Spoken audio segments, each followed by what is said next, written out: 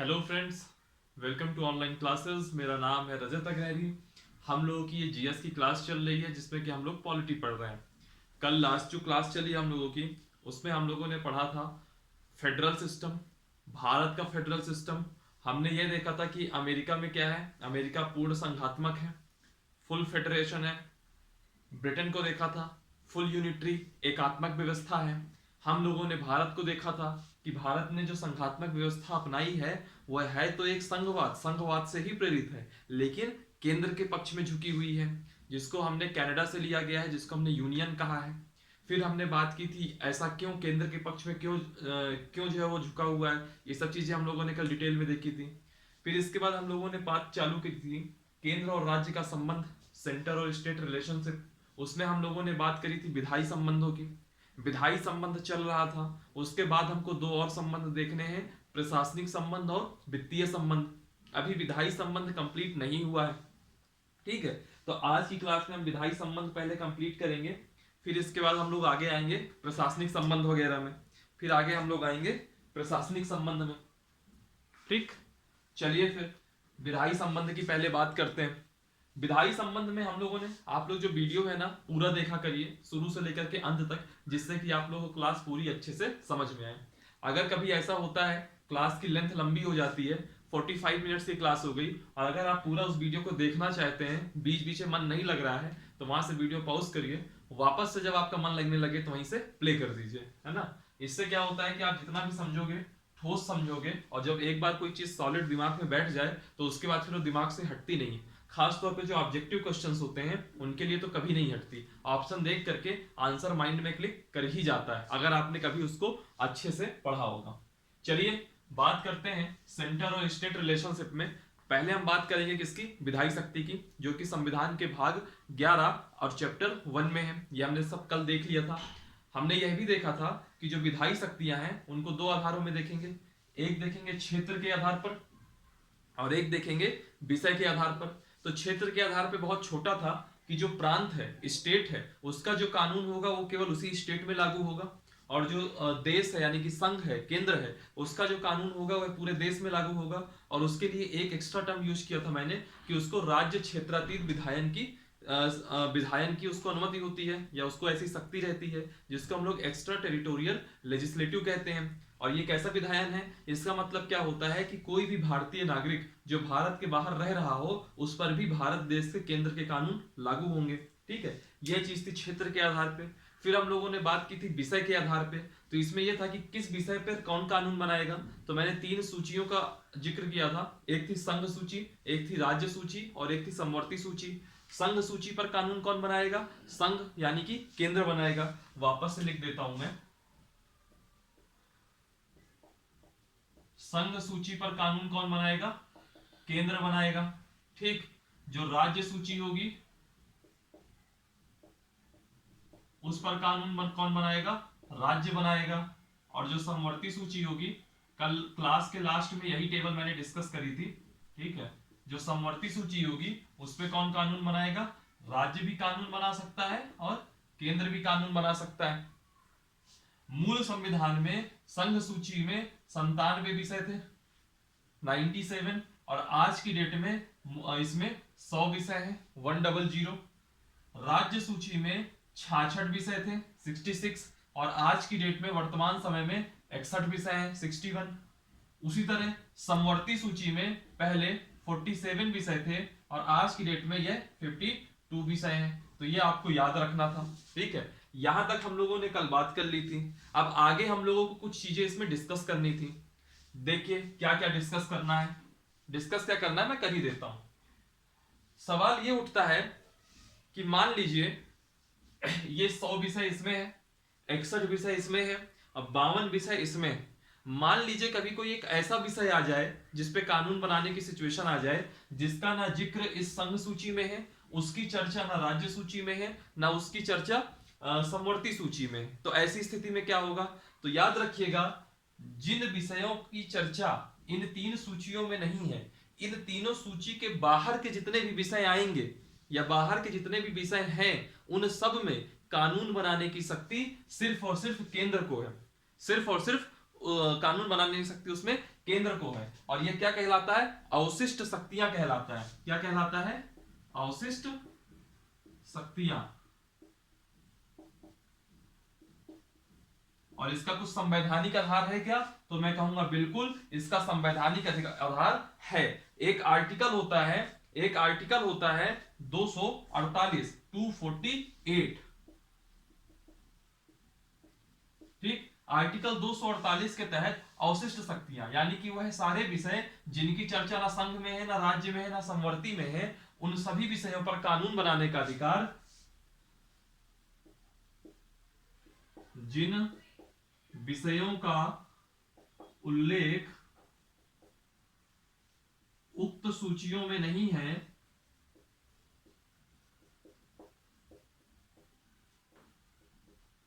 पर कानून बनाने का अधिकार किसका होगा? केंद्र का होगा।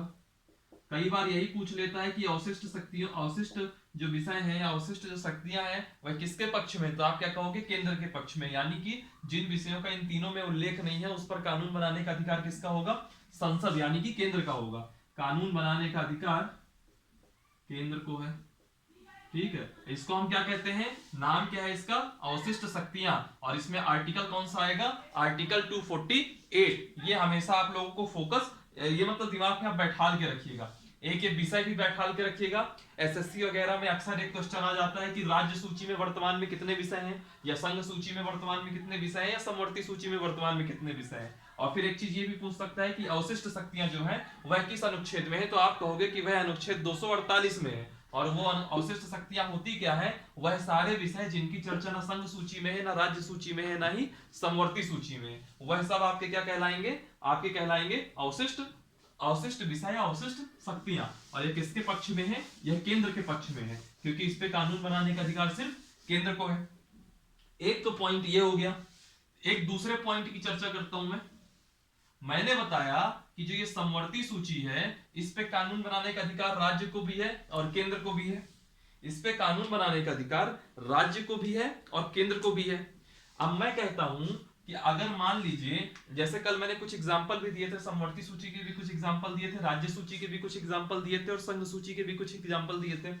मान लीजिए समवर्ती सूची का एक एग्जांपल है फॉरेस्ट 1, ठीक है। अब फॉरेस्ट वाले में मान लीजिए केंद्र ने भी एक कानून बना दिया और किसी राज्य ने भी एक कानून बना दिया।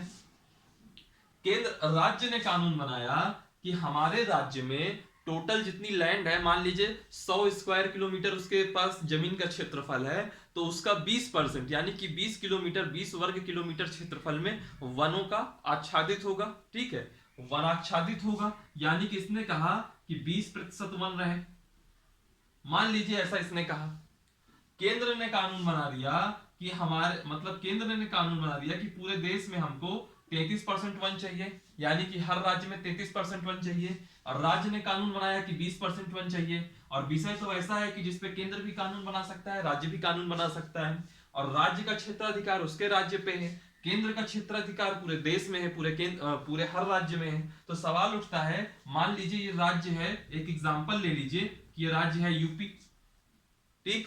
तब ये बताइए कि जो केंद्र का जो ये कानून है, क्या ये यूपी में इंप्लीमेंट होगा, या यूपी में यूपी का कानून इंप्लीमेंट होगा? भाई अगर यूपी का यूपी में इंप्लीमेंट नहीं होगा तो कहां होगा? और फिर केंद्र, भाई इसी देश के अंदर तो यूपी आता है, तो देश का कानून लागू होना चाहिए, केंद्र का कानून लागू होना चाहिए। तो ऐसी स्थिति में क्या होता है? तो देखिएगा, जब भी किसी विषय पर, जैसे ये फॉरेस्ट यहाँ पे विषय है, दो, केंद्र और राज्य दोनों में आपस में अगर विरोधाभास हो जाए, या दोनों उसी विषय पर कानून बना दें, तो ऐसी स्थिति में हमेशा याद रखिएगा कि केंद्र का कानून प्रभावी होता है। किसका कानून प्रभावी होगा? केंद्र का। राज्य का कानून कभी प्रभावी नहीं होगा, केंद्र का कानून प्रभावी होगा। यानी कि समवर्ती सूची में राज्य प्लस केंद्र, राज्य भी कानून बना सकता है, केंद्र भी कानून बना सकता है, लेकिन समवर्ती सूची के विषय पर भी झुकाव किसकी तरफ है? झुकाव है पूरा का पूरा आपके केंद्र की तरफ। पूरा का पूरा पक्ष जो विधायी, पूरी की पूरी जब हम विधायी शक्तियां देखेंगे तो भी आपको दिख जाएगा कि पूरी की पूरी विधायी शक्तियों का जो झुकाव है वह केंद्र की तरफ है, ठीक है। तब यहां क्या बात आती है कि अगर उसी विषय पर केंद्र भी कानून बना दे समवर्ती सूची में, उसी विषय पर राज्य भी कानून बना दे, तो राज्य में किसका कानून लगेगा? तो मैं कहूंगा केंद्र का कानून प्रभावी होगा। किसका कानून प्रभावी होगा? केंद्र का केंद्र का कानून प्रभावी होगा। लेकिन यदि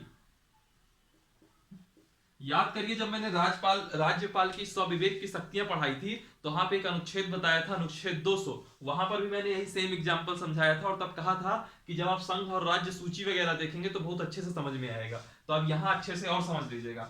यदि राज्य विधानमंडल, जो ये 20% वन के लिए राज्य विधानमंडल भी कोई बिल लाया होगा, यदि राज्य विधानमंडल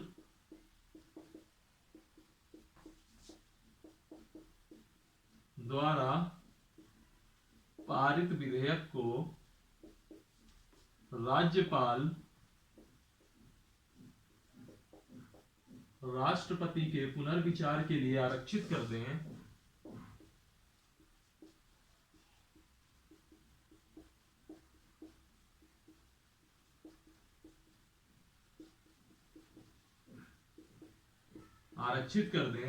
और राष्ट्रपति इस पे सहमति दे दे। राष्ट्रपति का मतलब क्या है? व्यवहार में मंत्रिपरिषद। राष्ट्रपति सहमति दे दे तो उस राज्य में राज्य का कानून ही प्रभावी होगा।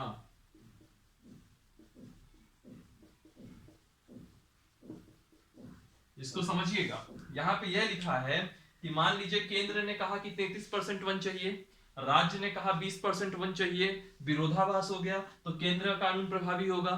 लेकिन अगर राज्य विधानमंडल द्वारा यह 20% वन के लिए पारित कानून को आर्टिकल 200 का उपयोग करते हुए राज्यपाल राष्ट्रपति के पुनर्विचार हेतु आरक्षित कर दे, तो वैसी स्थिति और अगर राष्ट्रपति सहमति दे दे, राष्ट्रपति कह दे कि चलिए ठीक है, और राष्ट्रपति अगर सहमति दे दे, तो फिर राज्य में, उस राज्य में, जैसे कि यहाँ पे यूपी ने कहा था, तो उस यूपी में सिर्फ 20% वन के लिए ही कानून रहेगा, तब केंद्र का कानून लागू नहीं होगा। लेकिन सहमति किसकी चाहिए? सहमति चाहिए इस बंदे की। ये कौन है?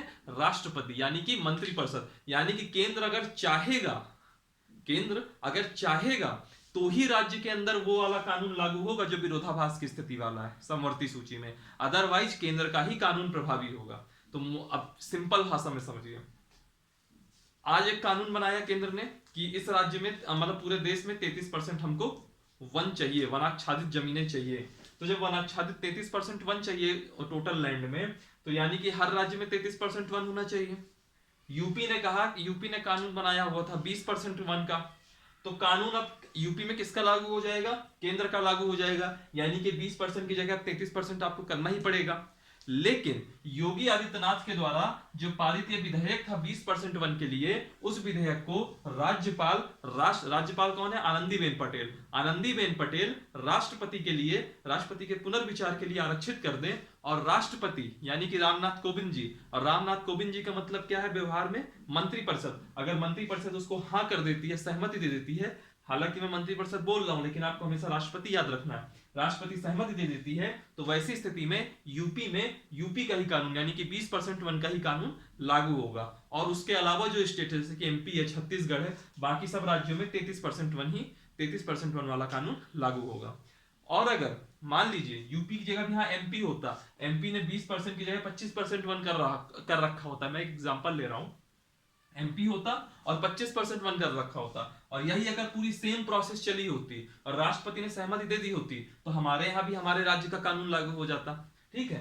लेकिन अगर राष्ट्रपति सहमति न दे, तो वैसी स्थिति में चाहे वो यूपी जितना जोर लगा ले, फिर ये 20% वन वाला कानून नहीं लागू होगा, बल्कि 33% वन वाला कानून लागू होगा। तो कहने का मतलब है, अगर मैं साधारण भाषा में कहूं, लिखने की भाषा में कहूं, तो समवर्ती सूची के विषय पर यदि केंद्र के कानून और राज्य के कानून में विरोधाभास उत्पन्न हो जाए, तो हमेशा केंद्र का कानून प्रभावी होगा। और यदि राज्य विधानमंडल द्वारा पारित विधेयक को राज्यपाल राष्ट्रपति के पुनर्विचार हेतु आरक्षित कर दे और राष्ट्रपति सहमति दे दे, तो उस स्थिति में उस विषय पर राज्य का कानून लागू होगा। इतना ही है, इसके अलावा कुछ नहीं। ये हमने 2 पॉइंट समझे। ठीक है। एक तीसरा पॉइंट और देख लीजिए, इसका सबका अपने स्क्रीनशॉट ले लीजिएगा, ठीक है, अगर अभी मिस कर गए हो 10 सेकंड वीडियो रिवाइंड करिए और स्क्रीनशॉट ले लीजिएगा, और नोट्स बना रहे हो तो बहुत ही अच्छा है। ठीक है, देखिए तीसरा पॉइंट देखिएगा यहाँ पे, मैंने कहा संघ सूची पर केंद्र कानून बनाता है, इस बात में कोई डिबेट ही नहीं बची, इसमें तो कोई डिबेट ही नहीं है, खत्म करिए इस बात को। समवर्ती सूची में क्या डिबेट थी, अभी मैंने देख ली कि समवर्ती सूची के विषय पर केंद्र का, अगर राज्य और केंद्र दोनों बना देंगे तो केंद्र प्रभावी होगा, और राज्य को कैसे प्रभावी करना है पूरी प्रोसेस मैंने बता दी, इसको भी हटाइए। अब सवाल आता है राज्य सूची के विषयों पर, तो याद रखिएगा जो राज्य सूची के विषय हैं इस पे कानून बनाने का अधिकार किसको है, राज्य को है, लेकिन राज्य को है, लेकिन पांच परिस्थितियां ऐसी हैं, पांच ऐसी परिस्थितियां हैं, ठीक है, पांच ऐसी परिस्थितियां हैं जिस पर केंद्र राज्य सूची पर कानून बना सकता है। तीसरा पॉइंट देखिएगा, पांच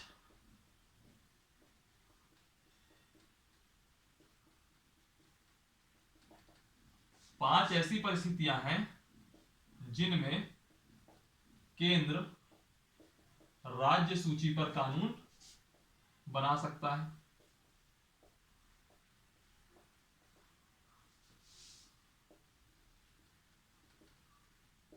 यानी कि पांच ऐसी सिचुएशन है जब राज्य, वैसे तो राज्य सूची पर कानून बनाने का अधिकार सिर्फ राज्य को है, लेकिन पांच ऐसी सिचुएशन आएंगी जब केंद्र राज्य सूची पर कानून बना सकता है। अब आप समझ रहे हैं इस बात को कि अगर केंद्र राज्य सूची पर कानून बनाएगा तो जो फेडरल स्ट्रक्चर है, संघात्मक व्यवस्था है, वह पूरी की पूरी एकात्मक हो जाएगी, यूनिटरी हो जाएगी। मैंने याद करिए जब मैंने आपको बताया था राष्ट्रीय आपात लागू हो, उस परिस्थिति में भी केंद्र राज्य सूची पर कानून बना सकता है, या संसद राज्य सूची पर कानून बना सकती है।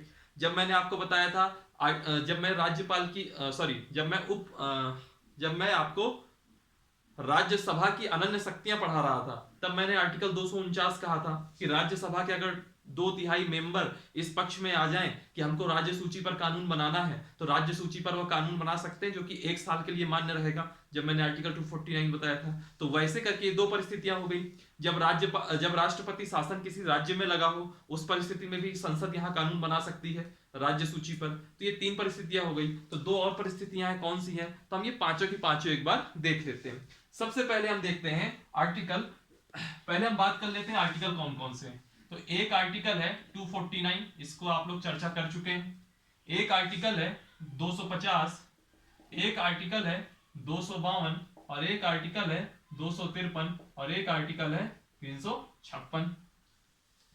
या 356 भी आपको पता है कि जब राष्ट्रपति शासन लगा हो किसी राज्य में। 249 भी पता है जब राज्य सूची के तहत कानून बने, और 250 भी पता है आपको कि जब राष्ट्रीय आपात लागू हो। फिर भी मैं सारे आर्टिकल एक बार लिख देता हूं ताकि आपको याद रहे। आर्टिकल 249, इसमें क्या होता है कि जब राज्यसभा कोई प्रस्ताव पारित कर दे, इसको हम बहुत डिटेल में देख चुके हैं पहले भी, राज्यसभा द्वारा पारित प्रस्ताव पर, समझिएगा इसका मतलब क्या है। राज्यसभा में जैसे 245 मेंबर हैं, अगर उसके 245 के 2/3 मेंबर एक प्रस्ताव पारित कर दें, तो राज्य सूची के विषय पर संसद कानून बना सकती है, और वह कब तक वैलिड रहेगा, वह 1 वर्ष के लिए मान्य रहेगा। जब हमने आर्टिकल 249 पढ़ा था तो बहुत अच्छे से देखा था। फिर एक है आर्टिकल 250। आर्टिकल 250 कहता है कि जब राष्ट्रीय आपात लागू हो, जब नेशनल इमरजेंसी लगी हो, वैसी परिस्थिति में भी जो संसद है वह राज्य सूची पर कानून बना सकती है। तो आर्टिकल 250 क्या कहता है, जब राष्ट्रीय आपात लागू हो। ठीक, फिर इसके बाद आता है आपका आर्टिकल 252। आर्टिकल 252 कहता है, आर्टिकल 252 क्या कहता है, अगर किसी राज्य सूची पर कोई विषय है, उस पर कानून बनाने के लिए 2 या 2 से अधिक राज्य अनुरोध करते हैं, रिक्वेस्ट करते हैं, तो वैसी स्थिति में फिर संसद राज्य सूची पर कानून बना सकती है। यानी कि 252 क्या कहेगा, 2 या अधिक राज्यों के अनुरोध पर।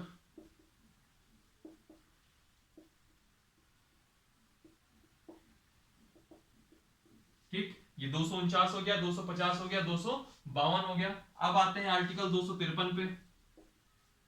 आर्टिकल 253 कहता है जब अंतरराष्ट्रीय संधि, जैसे कि हमारे देश की जो संधि है, भारत देश है, ये हम कई सारी इंटरनेशनल ट्रीटी होती रहती है। अब अंतरराष्ट्र, अब जैसे मान लीजिए हमने कोई बांग्लादेश के साथ अंतरराष्ट्रीय संधि करी, ठीक। अब उस पे अंतरराष्ट्रीय संधि जब बांग्लादेश के साथ करी तो 3 पार्टी बन गया, एक बांग्लादेश सरकार बन गई, एक हमारी भारत सरकार बन गई, और एक मान लीजिए पश्चिम बंगाल से रिलेटेड कोई मामला था तो पश्चिम बंगाल की सरकार बन गई।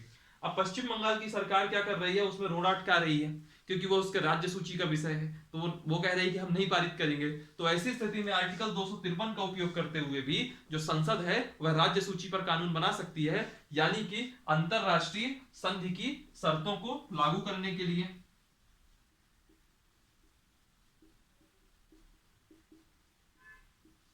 किसी अंतरराष्ट्रीय संधि की शर्तों को लागू करने हेतु, ये है प्रावधान आर्टिकल 253 में। अब आता है लास्ट आर्टिकल 356। तो आर्टिकल 356 क्या है, जब आपका राष्ट्रपति शासन लगा हो, जब आपका राज्य में राष्ट्रपति शासन लगा हो, तब भी जो है संसद राज्य सूची पर कानून बना सकती है, ठीक है। तो ये 5 ऐसी परिस्थितियां हैं जब राज्य सूची पर संसद यानी कि केंद्र जो है कानून बना सकता है, जब राज्य में राष्ट्रपति शासन लागू हो। तो ये आपके 5 पॉइंट थे जो आपको पता होना चाहिए बाई आर्टिकल 249, 250, 252, 253 और 356। 249 मुझे लगता है कि बिल्कुल याद रहेगा, राज्यसभा के द्वारा पारित प्रस्ताव पर। 250 जब राष्ट्रीय आपात लागू हो। आर्टिकल 356 जब राज्य में राष्ट्रपति शासन लागू हो। ये 3 तो याद रहेंगे आपको। 252, 253 पहली बार आप सुने होंगे हम पॉलिटी की क्लास में। तो 252 है जब 2 या उससे अधिक राज्य अनुरोध करें, और 253 है किसी इंटरनेशनल ट्रीटी को हमको इंप्लीमेंट करना है, ठीक है, उसकी किसी कंडीशन को इंप्लीमेंट करना है। तो ये 5 कंडीशन है जब केंद्र राज्य सूची पर कानून बना सकता है। आपने जितना कुछ पढ़ा होगा तो आपने एक चीज नोटिस करी होगी, अभी हम सब क्या देख रहे हैं, हम सब विधायी शक्तियों पे संबंध देख रहे हैं, विधायी संबंध देख रहे हैं केंद्र और राज्य के बीच में। तो आप पूरा लास्ट में कंक्लूजन दे सकते हैं कि जो विधायी शक्तियां हैं उनका जो है पक्ष है वो केंद्र की तरफ है। जो विधायी शक्तियां हैं, लेजिस्लेटिव पावर है, ये किसके पक्ष में है, ये केंद्र के पक्ष में है, ये आप बोल सकते हैं, ठीक है। तो यहां से हम अपनी विधायी शक्तियां खत्म करते हैं। याद करिए क्लास वापस से जहां से चालू हुई थी, केंद्र राज्य संबंध। केंद्र राज्य संबंध में मैंने कहा था हम 3 चीज पढ़ेंगे, पहले विधायी संबंध, फिर प्रशासनिक संबंध, फिर वित्तीय संबंध। विधायी संबंध में हम सबसे पहले देखे थे क्षेत्र के आधार पर कि राज्य का कानून राज्य में, देश का कानून देश में, और राज्य क्षेत्रातीत विधायन। फिर इसके बाद हमने एक्स्ट्रा अतिरिक्त क्षेत्रातीत विधायन। फिर इसके बाद हम लोगों ने देखा विषय के आधार पर संघ सूची, राज्य सूची, समवर्ती सूची। फिर हमने देखा जब समवर्ती सूची में विरोधाभास होगा तो क्या कंडीशन होगी। फिर हमने देखा कि जो अवशिष्ट शक्तियां हैं वह किसके पास रहेंगी। फिर हमने देखा कि कौन सी ऐसी 5 परिस्थितियां हैं जबकि केंद्र जो है राज्य सूची पर कानून बना सकता है। तो यह था आपका विधायी संबंध जिसका झुकाव केंद्र के पक्ष में है, और यहां से विधायी संबंध की आपकी क्लास खत्म होती है, ठीक। अब इसके बाद आपका दूसरा आता है प्रशासनिक संबंध। केंद्र और राज्य के बीच में प्रशासनिक संबंध। जब हम इसको पढ़ेंगे तो ये जो है आपका आर्टिकल 256 से लेकर के अनुच्छेद 256 से लेकर के आर्टिकल 263 तक दिया हुआ है, ठीक है। इससे बहुत ज्यादा आर्टिकल याद रखने की जरूरत नहीं है, मेन आपको ध्यान रखना है संबंध। जैसे हमने उसमें पढ़ा था क्षेत्र के आधार पर और विषय के आधार पर विधायी संबंधों में, वैसे ही हम प्रशासनिक संबंध देखेंगे कि क्षेत्र के आधार पर क्या है और विषय के आधार पर क्या है। पहला पॉइंट देखते हैं हम क्षेत्र के आधार पर, और दूसरा देखेंगे हम विषय के आधार पर। देखिए, संघ सूची पर कुछ कानून बना, राज्य सूची के विषयों पर कुछ कानून बने, समवर्ती सूची के विषयों पर कुछ कानून बने। विधायी काम तो हो गए, वहां प्रशासन कौन करेगा, एडमिनिस्ट्रेशन किसका होगा, नियंत्रण किसका होगा, पावर में कौन रहेगा, कंट्रोल में किसके रहेगा, यह सब चीजें डिसाइड करने के लिए एक बना प्रशासनिक संबंध। और याद रखिएगा कि यह कहां है, यह संविधान के भाग 11 में है, और अध्याय 2 में है, ये भी मैंने कल आपको बताया था। भाग 11 संविधान का पार्ट 11 और चैप्टर 2। बात करते हैं क्षेत्र के आधार पर। तो होता क्या है कि जो केंद्र का प्रशासनिक शक्ति का विस्तार है वह पूरे देश में रहेगा, पूरे देश में रहेगा, और जो राज्य का है वह राज्य में रहेगा। ठीक है, तो ये बिल्कुल सिंपल चीज है। प्रांत की जो राज्य है, प्रांत की प्रशासनिक शक्ति का विस्तार उस प्रांत में, जबकि केंद्र की प्रशासनिक शक्ति का विस्तार संपूर्ण देश में रहेगा।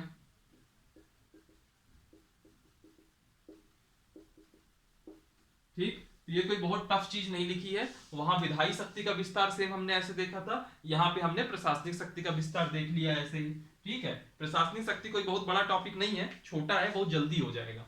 फिर अगला टर्म आता है विषय के आधार पर। तो देखिएगा यहाँ पे मैं कुछ पॉइंट लिखता हूं। पहला पॉइंट, विषय के आधार पर जो संघ सूची के विषय होंगे। ठीक है, जो संघ सूची के विषय रहेंगे, संघ सूची के विषयों पर जो प्रशासन करने का काम रहेगा वह किसका रहेगा?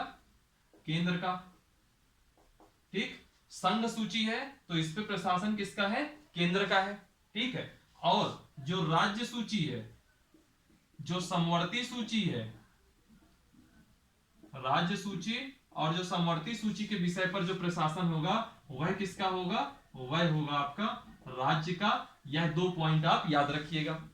यानी कि जो संघ सूची के जितने विषय हैं, वो जो 100 विषय थे संघ सूची के, उस पर प्रशासन करने का नियंत्रण किसका रहेगा? केंद्र का रहेगा। और उसके अलावा जो 61 थे राज्य सूची के विषय और जो 52 समवर्ती सूची के विषय थे, उन सब में प्रशासन का काम किसका रहेगा? स्टेट का रहेगा, यानी कि प्रांत का रहेगा। ये रहा पहला पॉइंट। दूसरा पॉइंट देख लीजिए, देख लीजिए। प्रशासन करने के लिए, जैसे राज्य है वह प्रशासन कर रहा है, तो राज्य को प्रशासन करने के लिए एक निर्देश देने का अधिकार है जो कि केंद्र के पास रहेगा। यानी कि केंद्र के पास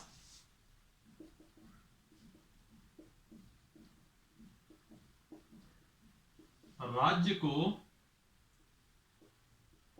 प्रशासन हेतु निर्देश देने का अधिकार है।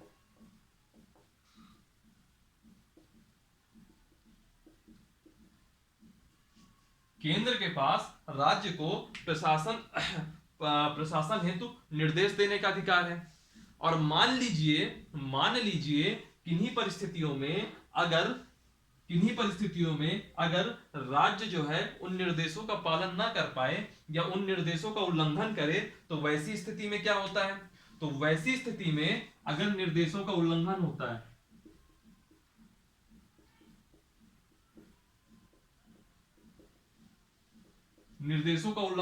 है, तो वैसी परिस्थिति में एक आर्टिकल है, आर्टिकल 365, और आर्टिकल 365 के तहत इन निर्देशों के उल्लंघन को संवैधानिक तंत्र की विफलता मानी जाएगी।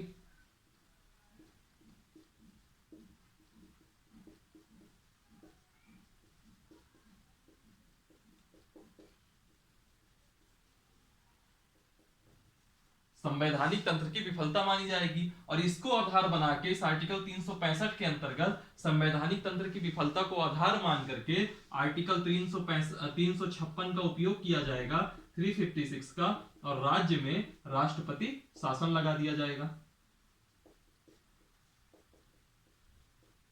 ठीक, राज्य में राष्ट्रपति शासन लगाया जाएगा। यह 2 पॉइंट थे जो कि बहुत ही ज्यादा इंपॉर्टेंट थे। और इसमें कैसे कैसे एग्जांपल होते हैं, निर्देश कैसे होता है।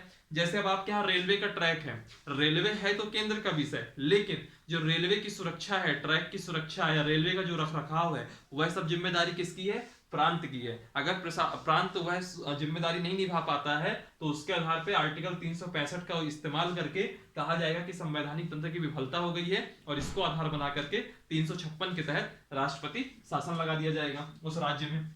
फिर इसके बाद जैसे मान लीजिए कोई है जो कि आर्मी वालों के लिए, जो सैनिक होते हैं उनकी जो है सैनिकों के लिए कोई उनकी इमरजेंसी का कोई पुल है, कोई ब्रिज बना रखा है, या कुछ ऐसा सामरिक महत्व की रचना है जो कि आपके स्टेट में आ रहा है और आप उसकी सुरक्षा नहीं कर पा रहे हैं, है ना, या आप उसका रख रखाव नहीं कर पा रहे हैं, तो ऐसी स्थिति में उसको आधार बना करके राष्ट्रपति शासन लग सकता है।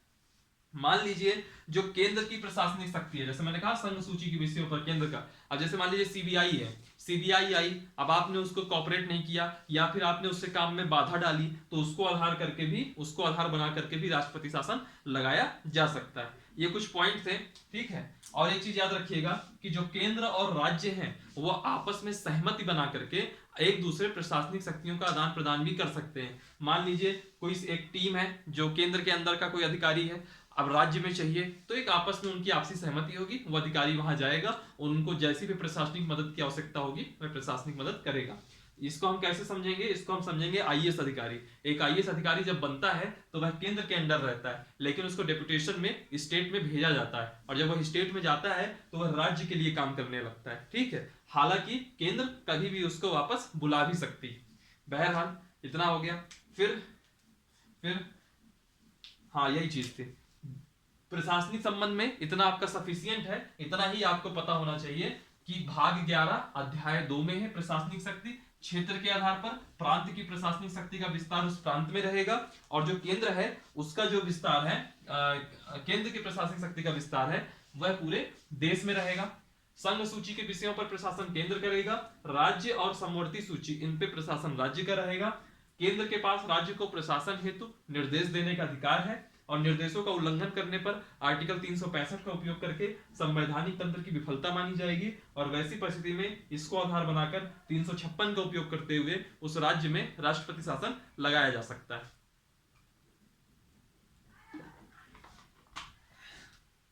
आप लोग इसका स्क्रीनशॉट ले लीजिएगा, ठीक है। तो यहां से हम लोग प्रशासनिक संबंध का द एंड मानते हैं, ठीक। इसके बाद एक लास्ट है, ओ थोड़ा ब्लर हो गया क्या, रुकिए जरा, ये लीजिए, इसको आप जो है स्क्रीनशॉट ले लीजिएगा। मुझे अब क्योंकि मैंने अभी देखा कैमरे में, तो मुझको ये नहीं पता है कितनी देर पहले से ब्लर था, मैं वापस से रिपीट कर देता हूं। प्रशासनिक संबंध आर्टिकल 256 से आर्टिकल 263 संविधान के भाग 11 अध्याय 2 में है, क्षेत्र के आधार पर और विषय के आधार पर। क्षेत्र के आधार पर प्रांत की प्रशासनिक शक्ति का विस्तार उस प्रांत में, जबकि केंद्र की प्रशासनिक शक्ति का विस्तार संपूर्ण देश में रहेगा। विषय के आधार पर संघ सूची के विषयों पर प्रशासन केंद्र का रहेगा, राज्य और समवर्ती सूची पर के विषयों पर प्रशासन राज्य का रहेगा। केंद्र के पास राज्य को प्रशासन हेतु निर्देश देने का अधिकार रहेगा, और अगर उन निर्देशों का उल्लंघन होता है तो आर्टिकल 365 का उपयोग करके संवैधानिक तंत्र की विफलता मानी जाएगी, और इसको आधार बना करके केंद्र उस राज्य में राष्ट्रपति शासन लगा सकता है। यहाँ केंद्र मत कहिए, यहाँ कहिए कि राष्ट्रपति लगा सकता है, क्योंकि व्यवहार में मंत्रिपरिषद है बट वो राष्ट्रपति के नाम पर ही लगता है। और कैसे निर्देश हो सकते हैं, जैसे रेलवे का रख रखाव करिए, जो सैनिकों के लिए पुल वगैरह है उनका रख रखाव करिए। कोई भी अगर प्रशासनिक शक्ति केंद्र की आती है तो उसके काम में किसी भी प्रकार का व्यवधान मत डालिए, ठीक है। आई होप थोड़ी देर पहले ब्लर हुआ होगा, क्योंकि मैंने अभी देखा तो वो मुझको ब्लर दिखा, ठीक है। प्रशासनिक संबंध यहाँ से खत्म हो गए, और अगर थोड़ा ज्यादा देर पहले ब्लर रहा हो तो आप जरूर मुझको कमेंट बॉक्स में बता दीजिएगा, या फिर तो मैं जो है आपको वापस से वो पॉइंट रिकॉल करवा दूंगा नेक्स्ट क्लास में। बाकी आवाज तो क्लियर ही आ रही हुई, तो आप आवाज भी सुन सकते हैं, जिसके आधार पे आप नोट्स बना सकते हैं, ठीक। फिर तीसरा टॉपिक आता है केंद्र और राज्य के बीच में वित्तीय संबंध।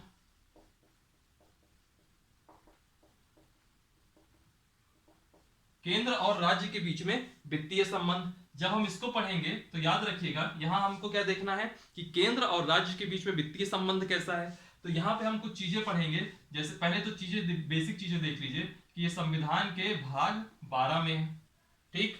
विधायी संबंध, प्रशासनिक संबंध, यह आपके संविधान के भाग 11 में थी, और यह संविधान के भाग 12 में है वित्तीय संबंध। और किस आर्टिकल से किस आर्टिकल तक है, तो याद रखिएगा यह जो है आर्टिकल 268 से लेकर के आर्टिकल 293 तक है। आर्टिकल 268 से लेकर के आर्टिकल 293 तक है, ठीक है। वित्तीय संबंध में हम क्या पढ़ेंगे कि जैसे मान लीजिए टैक्स लग रहे हैं, तो टैक्स की शक्तियों का आवंटन कैसे है, कि कौन सा टैक्स केंद्र लगा सकता है, कौन सा टैक्स राज्य लगा सकता है, यानी कि लगाने की शक्ति देखेंगे। फिर वसूलने की शक्ति देखेंगे, कौन राज्य वसूलेगा कौन केंद्र वसूलेगा। फिर देखेंगे उसका उपयोग किस हिसाब से हो रहा है, उसका विनियोजन किस हिसाब से हो रहा है ना, यह सब चीजें देखेंगे। फिर हम देखेंगे जो राज्यों के लिए जो अनुदान दिया जाता है, राज्यों के लिए जो अनुदान दिया जाता है उसको समझने की कोशिश करेंगे। फिर इसके बाद हम इसमें एक चीज और देखेंगे कि वित्तीय संबंध जो होते हैं ना वो कैसे बनते हैं, केंद्र और राज्य के बीच में पैसे वगैरह का बंटवारा कैसे होता है, यह सब चीजें भी हम लोग देखेंगे। इसके लिए हम देखेंगे कि इसमें जीएसटी टर्म आएगा, पहले इनडायरेक्ट टैक्स के लिए हम जीएसटी देखेंगे। फिर जो केंद्र और राज्य के बीच बंटवारा कैसे होगा, इन सब चीज के लिए हम एक फाइनेंस कमीशन देखेंगे, वित्त आयोग, जो कि आर्टिकल 280 में है, जो कि 268 और 293 के बीच में है। ठीक है, चलिए फिर सबसे पहले हम देखते हैं वित्तीय संबंध। वित्तीय संबंध में सबसे पहले हम देखेंगे कि वित्तीय संबंध में हम सबसे पहले देखेंगे कुछ एक शीर्षक देखते हैं। वित्तीय संबंध कैसे देखा जाए उसको समझने का कुछ शीर्षक देखते हैं। मान लीजिए मैं केवल अभी यहीं तक कराऊंगा आज, फिर उसके बाद जो जीएसटी होगा वो कल से चलाएंगे। ठीक है, वित्तीय संबंध के आप केवल शीर्षक देख लीजिए। तीन चीजें देखिएगा यहाँ पे, तीन चीजें। पहला आरोपण,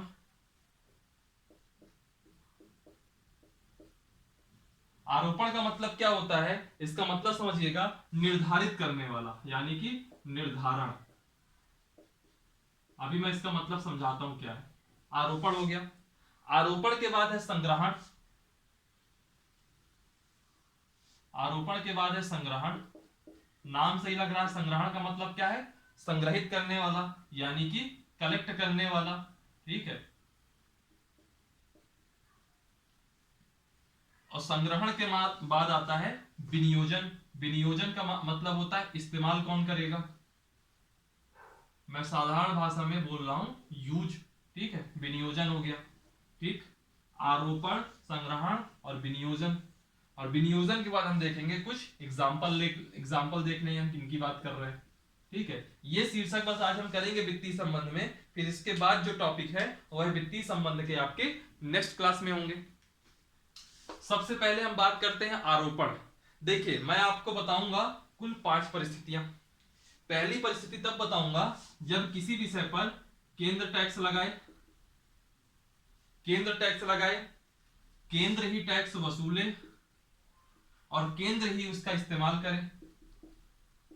केंद्र टैक्स लगाए, केंद्र ही उसको वसूले और केंद्र ही उसका इस्तेमाल करे। फिर इसके बाद मैं एक टॉपिक बताऊंगा आपको।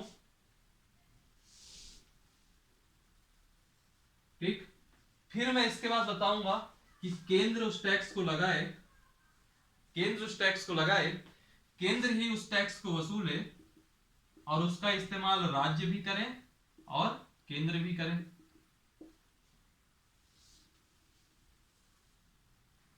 ठीक, फिर एक टैक्स बताऊंगा जो केंद्र लगाए, केंद्र वसूले और इस्तेमाल सिर्फ और सिर्फ राज्य करे।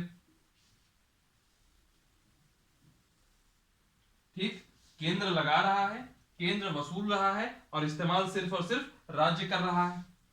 फिर एक टाइप का टैक्स बताऊंगा मैं जिसको लगाएगा केंद्र, वसूलेगा राज्य, यूज करेगा राज्य। ठीक, फिर एक लास्ट टाइप का टैक्स रहेगा जिसको राज्य लगाएगा, राज्य वसूलेगा और राज्य ही इसका इस्तेमाल करेगा। यह 5 परिस्थितियां हैं, A B C D E.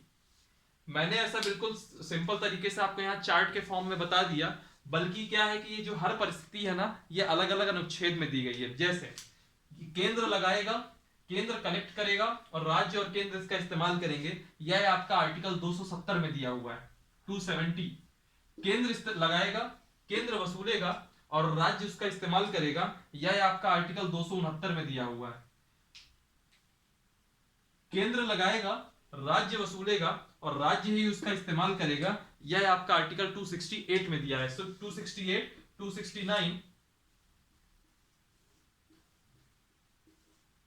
और ये 270 है ना। लेकिन हमको इतना आर्टिकल याद रखने की जरूरत नहीं, हमको सिर्फ याद रखना है कि ऐसे कौन से टैक्स होते हैं, सुनिएगा मेरी बात, ऐसे कौन से टैक्स होते हैं जो वो टैक्स लगाता केंद्र है, वसूलता केंद्र है, इस्तेमाल भी केंद्र करता है और इसके अंदर आते कौन से हैं। तो क्या होता था, एक टैक्स को लेकर के एक बहुत अच्छा अमेंडमेंट हुआ था, 80वां संविधान संशोधन। कौन सा संविधान संशोधन हुआ था? 80वां संविधान संशोधन। तो 80वां संविधान संशोधन से पहले जितने भी टैक्स आते थे से पूर्व सभी प्रमुख कर इसी श्रेणी में आते हैं। केंद्र लगाएगा, केंद्र वसूलेगा, केंद्र इस्तेमाल करेगा। तो 80वें संविधान संशोधन से पूर्व सभी कर इसी श्रेणी में आते थे, सभी प्रमुख कर इसी श्रेणी में आते थे। आप कहोगे किस टाइप के, तो मैं एग्जांपल दूंगा, जैसे आयकर, इनकम टैक्स, जैसे निगम कर, कारपोरेट टैक्स। और याद रखिएगा, अब आप लोग इसमें दिमाग मत लगाइएगा कि आयकर क्या है, निगम कर क्या है, क्योंकि ये सब हम तब पढ़ेंगे जब हम टैक्सेशन कर व्यवस्था पढ़ेंगे इकोनॉमिक्स में। ठीक है, यहां सिर्फ हमको वित्तीय संबंध समझाने, उसको मैं यहां समझा रहा हूं। ठीक, फिर एक टर्म आता है कि केंद्र लगाए, केंद्र वसूले और राज्य और केंद्र दोनों मिलकर इस्तेमाल करें। तो याद रखिएगा कि जो 80वें संविधान संशोधन के बाद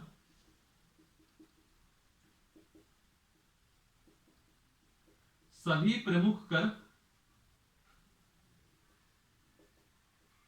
इसी श्रेणी में है, यानी कि 80वें संविधान संशोधन से पहले सभी जो प्रमुख कर थे वह इस श्रेणी में आते थे। और इस श्रेणी और इस श्रेणी में अंतर क्या है? विनियोजन को लेकर के। यहां विनियोजन केंद्र कर रहा है और यहां राज्य और केंद्र दोनों कर रहे हैं। तो पहले क्या था कि केंद्र की भागीदारी इस्तेमाल में ज्यादा थी, और 80वें संविधान संशोधन के बाद उसमें राज्य की भागीदारी भी बढ़ी। तो 80वें संविधान संशोधन के बाद सभी प्रमुख कर इसी श्रेणी में आते हैं। फिर एक चीज हुआ कि केंद्र लगाए, केंद्र वसूले और राज्य इस्तेमाल करें। जैसे रेलवे का जो भाड़ा होता है, रेलवे का जैसे रेलवे में भाड़ा होता है जो मालगाड़ी वगैरह में जाता है, या माल भाड़ा होता है ना, रेलवे भाड़ा, माल भाड़ा, ये कुछ ऐसे एक्सेट्रा, ये कुछ ऐसे टैक्स हैं जिसको केंद्र लगाएगा। अब जैसे मालगाड़ी में आपको कहीं सामान लेके जाना है, तो वैसी स्थिति में क्या होता है कि आप पैसा किसको देते हैं? वह पैसा तो केंद्र के पास जाता है। तो उसमें जो टैक्स लगा, टैक्स जो लगता है वो पूरा का पूरा केंद्र के पास गया, लेकिन उसका इस्तेमाल कौन करेगा बाद में? राज्य करेगा। तो केंद्र वो पैसा बाद में राज्य को दे देता है। फिर एक आता है आपका केंद्र लगाए, राज्य वसूले और राज्य इस्तेमाल करे। जैसे कि जो स्टाम्प शुल्क होती है, आपने अक्सर देखा होगा, जो विनिमय पत्र होते हैं, विनिमय पत्रों पर स्टाम्प शुल्क, विनिमय पत्रों पर जो स्टाम्प शुल्क होता है वह केंद्र निर्धारित करता है, लेकिन वसूलता राज्य है और राज्य ही उसको इस्तेमाल करता है। फिर कुछ ऐसे टैक्स होते हैं जिसको राज्य लगाता है, राज्य ही वसूलता है, राज्य ही इस्तेमाल करता है। जैसे इंटरटेनमेंट टैक्स, मनोरंजन कर। आपने अक्सर सुना होगा मूवी वगैरह में कि जब इस राज्य में मूवी टैक्स फ्री हो गई, तो टैक्स फ्री का मतलब पता है क्या होता है? कि इस मनोरंजन कर से आपको मुक्ति मिल गई उस राज्य में, है ना। तो ये सब करके कुछ चीजें, हालांकि अब आज की डेट में देखेंगे तो ये मनोरंजन, अब इन सब की जगह आपकी जो है जीएसटी ने ले रखा है, और हम कल जो है आपको जीएसटी की क्लास करेंगे, क्योंकि आज की क्लास जो है आपकी 43 मिनट्स की हो गई है, जो कि आज के लिए मोर देन सफिशियंट है। कल के दिन हम लोग जीएसटी समझेंगे। जीएसटी करने के बाद जो है, जीएसटी में हम लोग उसका इकोनॉमिकल पक्ष नहीं देखेंगे, हम उसका जो आपका संवैधानिक पक्ष है वह देखेंगे। जीएसटी के बाद कल के दिन क्लास में हम लोग जीएसटी काउंसिल, जीएसटी परिषद देखेंगे। जीएसटी परिषद को समझने के बाद हम यह देखेंगे कि जीएसटी परिषद में निर्णय किस हिसाब से लिए जाते हैं। जीएसटी परिषद में निर्णय को समझने के बाद हम देखेंगे कि जो राज्यों के लिए सहायतार्थ अनुदान है, जिसमें कि क्या होता है, गाडगिल फॉर्मूला, जिसमें आपका एक कॉन्सेप्ट आएगा विशेष राज्य का, जैसे कि आपने बिहार, आंध्र प्रदेश, यहां सब बहुत सुना होगा, है ना, विशेष राज्य का दर्जा, यह कॉन्सेप्ट आएगा। फिर उसके बाद हम लोग बात करेंगे वित्त आयोग, आर्टिकल 280, वित्त आयोग के कार्य वगैरह देखेंगे, है ना। इसमें 14वां वित्त आयोग क्या था, 15वां वित्त आयोग क्या है, यह सब चीजें हम लोग यहाँ पे कवर करेंगे। फिर इसके बाद हम लोग देखेंगे कि केंद्र और राज्य के संबंधों में क्या क्या विवाद के मुद्दे बनते हैं। अक्सर विवाद होता है तो उनके विवाद के मुद्दे क्या बनते हैं। फिर हम देखेंगे कि केंद्र और राज्य के स्तर में जो फेडरल स्ट्रक्चर है, जो इसका संघवाद है, उसके समक्ष किस तरह की चुनौतियां। फिर इसके बाद हम देखेंगे कि केंद्र और राज्य के संबंध में जो विवाद हैं उनको सुलझाने के क्या क्या उपाय हैं। ठीक है, और जब ये सुलझाने के उपाय पूरे हो जाएंगे, हो सकता है ये परसों तक की क्लास चले, 2 क्लास लग जाएगा, 2 क्लास में जब ये पूरा कंप्लीट हो जाएगा, फिर उसके बाद हम लोग आ जाएंगे अपने पंचायती राज व्यवस्था में। ठीक है, इसके बाद मैं एक छोटी सी चीज और कहूंगा, अब हम लोग जल्दी ही शाम को जो 6 बजे का अभी अक्सर क्लास आती थी, वो एक जनरली एक स्टैटिक जीके की तरह रहती थी। बहुत मतलब वो ऐसी क्लास थी कि जैसे आपकी वन लाइनर का भी कुछ पढ़ना है, कुछ ऐसा था, उसकी क्लास थी वो। अब वो क्लास बंद हो जाएगी, 20 तारीख है, शायद आज ही 20 तारीख मतलब बंद हो जाएगी, है ना। तो उसमें अब हम लोग जल्दी ही आपका वो ला रहे हैं, क्या बोलते हैं, एमपी स्पेशल ला रहे हैं। एमपीपीएससी मैंने बात की थी, हमारा मेन फोकस एमपीपीएससी है। इसके प्रीलिम्स की पेपर आपकी अप्रैल में है। अप्रैल में उसका पेपर आ रहा है, यानी कि अब 1 डेढ़ महीने के आसपास बचा है समय। तो इस 1.5 महीने के समय में जो लास्ट का टाइम है, वह पूरा का पूरा एमपी स्पेशल जाएगा। तो उसमें हम सबसे पहले शुरू कर रहे हैं आपका क्या, सबसे पहले हम शुरू कर रहे हैं विभिन्न प्रकार के आयोग। क्योंकि इस बार क्या है कि एमपीपीएससी का जो प्रीलिम्स का सिलेबस है, वह पूरा का पूरा यूनिट्स में डिवाइड है, 10 यूनिट में डिवाइड है। और उसकी जो 10वीं यूनिट है उसमें दिया हुआ है विभिन्न प्रकार के आयोग। मैं अगर एवरेज मान लूं कि अगर हर यूनिट को एक इक्विवेलेंट भारित मतदान दे दूं, तो सबसे जो है 10-10 क्वेश्चन पूछने चाहिए, तब जाके 100 क्वेश्चन बनेंगे। हालांकि ये प्रैक्टिकली पॉसिबल नहीं है, लेकिन इतना तो है कि 10 क्वेश्चन की जगह उस एक यूनिट से 5 से 6 क्वेश्चन आ सकते हैं। इसके लिए जितना सिलेबस में साफ साफ आयोग दे रखा है उनको तो हम कराएंगे ही, और लास्ट में उसमें सिलेबस में एक वर्ड दिया हुआ है इत्यादि, यानी कि एटसेट्रा। तो जो एक्स्ट्रा वर्ड दिया हुआ है ना, इत्यादि वर्ड दिया हुआ है, उस पर ढेरों और जो है संस्थाएं आ जाएंगी। तो कम से कम क्लासेस में 5 से 6 क्लास, 7 क्लास, जितनी भी क्लास लग जाए, उनमें हम पहले वो आयोग कंप्लीट करेंगे, और उसके बाद पूरा का पूरा फोकस हमारा एमपी पे रहेगा। एमपी की हिस्ट्री, एमपी की ज्योग्राफी, एमपी की जनगणना, सब कुछ एमपी पे रहेगा। एमपी का इंडस्ट्री, एमपी में फॉरेस्ट रिपोर्ट, सब कुछ एमपी का हम लोग फिर अच्छे से देखेंगे। और जो ये जीएस की क्लास चल रही है, ये ऐसे ही कंटिन्यू जीएस की चलती रहेगी, जिसमें अभी पॉलिटी चलेगा, और पॉलिटी के बाद फिर जो भी चीजें आएंगी वो देखा जाएगा।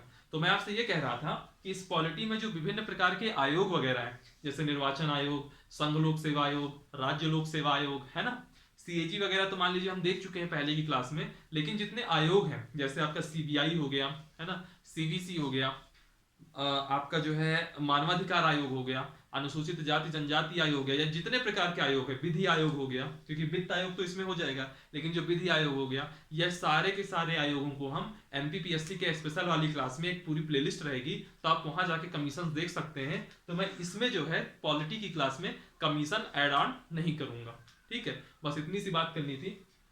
वीडियो आप लोगों को उम्मीद करता हूँ अच्छा लगा होगा। वीडियो को लाइक कीजिएगा, कमेंट कीजिएगा, जिस पॉइंट पे डाउट लगे उस पर तो जरूर कमेंट कीजिएगा, मैं उसमें क्लियरिटी देने की और कोशिश करूंगा।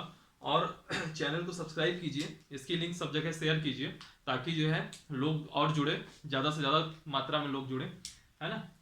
और इसके डिस्क्रिप्शन बॉक्स में जाएंगे तो टेलीग्राम की लिंक दी हुई होगी, उस लिंक को जरूर ज्वाइन कीजिए। टेलीग्राम की लिंक बहुत इंपॉर्टेंट है हमारे लिए, आप लोगों के लिए मतलब, क्योंकि उसमें जो करंट का मटेरियल है वो प्रॉपर आ रहा है। उसके अलावा उसमें पीडीएफ फाइल्स वगैरह आती हैं, इवन कई सारी बुक्स की पीडीएफ फाइल भी अवेलेबल हो जाएंगी उसमें, है ना। तो आप लोग टेलीग्राम को जरूर ज्वाइन कीजिए, और हंसते रहिए, पढ़ते रहिए। मिलते हैं कल की क्लास में। Thank you for watching, thank you so much.